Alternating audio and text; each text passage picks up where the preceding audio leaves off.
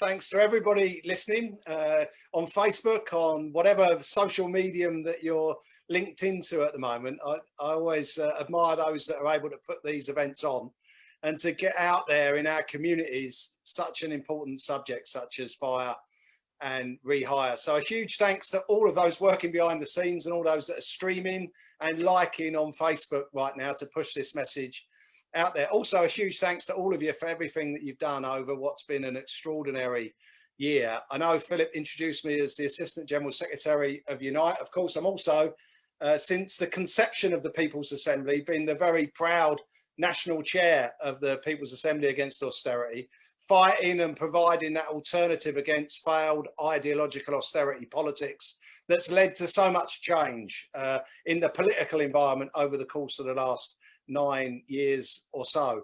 So look, it has been an extraordinary year. I know we've only got 10 minutes each, but I didn't want to miss an opportunity just to talk a bit about the exposed growing inequalities that have been here for generations, but really have come to the surface during the course of the last 12 months or so.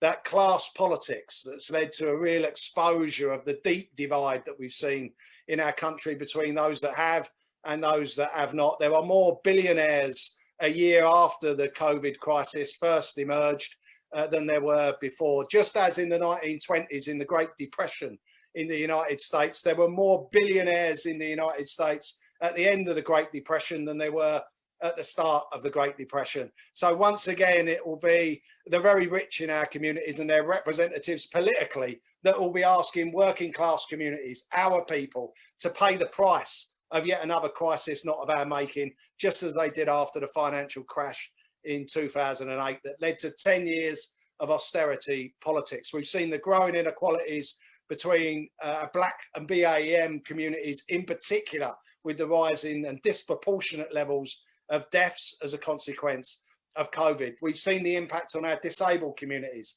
We've seen the direct impact on young people who were the first to be thrown under the bus parochially at the start of the COVID crisis. Of course, even though furlough, a huge victory for our movement, I was very proud to be involved in on behalf of my own union, negotiating with the Treasury.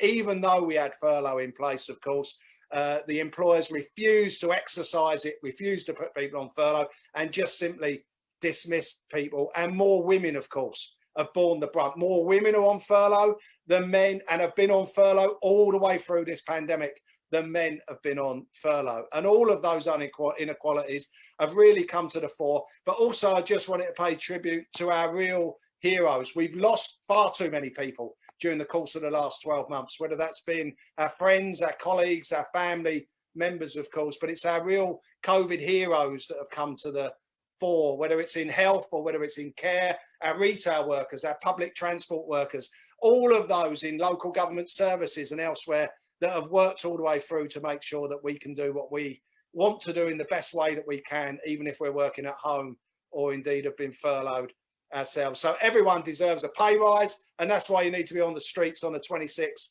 of June at that People's Assembly national demonstration. So I'm going to plug that. I just want to talk now about the worst of the opportunism that we've seen, and lots of others are going to speak about this. It's the theme of tonight, of course, but we've seen redundancies, we've seen dismissals because there's no right to furlough for working people. It was a right that was given to employers to exercise if they wanted to. And we fought that at the very beginning of it, and we've continued to fight that all the way through to give workers the right to be furloughed and not just to rely on employers wanting to utilise it. And then, of course, we've seen the fire and rehire tactics of some of our largest employers, and a quite disgraceful, obscene tactic being deployed to simply give people notice of dismissal on their pay and terms and conditions, to re-employ them at the end of their notice period, or simply to sack them, to end their contract there and then if they don't choose to be re-employed on worse pay, on worse conditions, without a pension, with a tax on their holiday entitlement, sick pay entitlements, new rescheduling arrangements around hours at work and the rest of it. Some of the most obscene attacks on working people we've seen over the course of the last 12 months. And that's been the reality, although we've exposed it, of course, and it's been exposed in many national companies really, really effectively. But for 75% of the UK workforce, this is business as usual. And we shouldn't forget that. The only reason we call it fire and rehire is because it's happening now in organised workplaces, where we've got collective agreements, where we've got recognition, where we're being notified as the official unions that this dismissal is taking effect. For 75% of the UK population, this is day in, day out business, normal business for employers that just simply want to hire and fire at will. So, of course, we're going to try and seek a legal redress to this and make it unlawful to fire people simply to rehire them on worse terms and conditions of employment. But the reality is we've got to fight this industrially with our communities, build the alliance that we need to build if we're going to win it right now. We're not going to hang around and wait for a Tory government with an 80 majority to pass legislation to benefit working class communities and our members, or indeed working people that are facing this and have faced it for generations. We've got to step up to the plate ourselves and organise more effectively to be confident and determined in our efforts industrially to fight off and to stave the attack that we're seeing. We've seen lots of examples. British Gas has been one of the most obscene examples where they've actually fired people. Others are going to talk about that, so I'm not going to talk about that myself. But that speaks for itself. We've seen British Airways sacking thousands and thousands of working people and re-employing others on worse terms and conditions. We've seen Go Northwest, bus company, Go Ahead Group, multinational company, wanting to fire their entire workforce in order to bring them back on worse pay and worse scheduling agreements, which means more hours at the wheel for a bus driver. We've seen it at RATP in London, French-owned multinational bus company operating as part of the Transport for London network. And we've seen it now in Banbury, of course, at JDE, at the coffee company, wanting to take thousands of pounds away from working people who have worked all the way through this pandemic, who have made millions of pounds in profit for JDE during the course of this pandemic, while working people have been at home drinking more of their coffee. Well, they need to start smelling their own coffee and come back to the negotiating table to concede and to give a proper agreement to our people who have now been on strike there for a considerable period of time in order to win at JDE. We've seen it at Brush Technical in the East Midlands. We've seen it at SPS Technologies. And we've won a lot of these. We've won a lot of these. We've won at Go Northwest and we won at RATP. I myself was involved in negotiating the settlement there around the pay agreements that ended the dispute. But we only got back around the table because of the resolve and the confidence of our members to stand up and to fight.